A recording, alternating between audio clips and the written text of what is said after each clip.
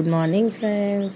તો સવારમાં આવી બિસ્કિટ જેવી ક્રિસ્પી ભાખરી અને ચા બીજા કોઈ પણ નાસ્તા કરતાં સૌથી વધારે બેસ્ટ છે અને ખૂબ જલ્દી બની પણ જાય છે.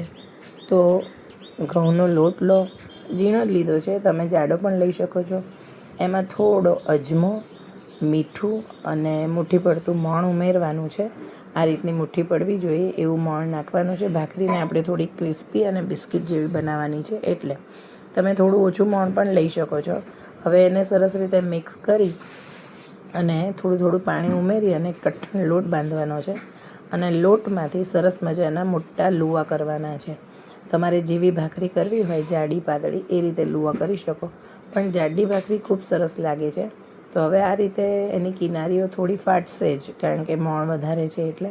તો એ રીતે એને કિનારીઓને દબાવતા અને સરસ રીતે બાંધતા કિનારીને ભાખરી વણી લેવાની છે અને એની ઉપર કાંટાની અથવા ચપ્પુની મદદથી થોડા કાણા કરી દેવાના છે, જેથી ભાખરી ફૂલે નહીં. અને હવે તમે જો તમારી પાસે માટીની તાવડી હોય તો તાવડી પર, અથવા તો નોનસ્ટિક લોઢી પર, અથવા તમારી નોર્મલ જે કઢાઈ હોય એના પર પણ તમે ભાખરી શેકી શકો છો. એને સરસ રીતે કપડાની મદદથી અથવા તો ભાખરી શેકવાના સાધનની મદદથી તમે ભાખરીને સરસ મજાની શેકી અને ક્રિસ્પી બનાવી લો અને એની ઉપર સરસ મજાનું વધારે પડતું ઘી ઉમેરી દેવાનું છે અને ગરમા ગરમ ચા સાથે ભાખરીને સર્વ કરવાની છે.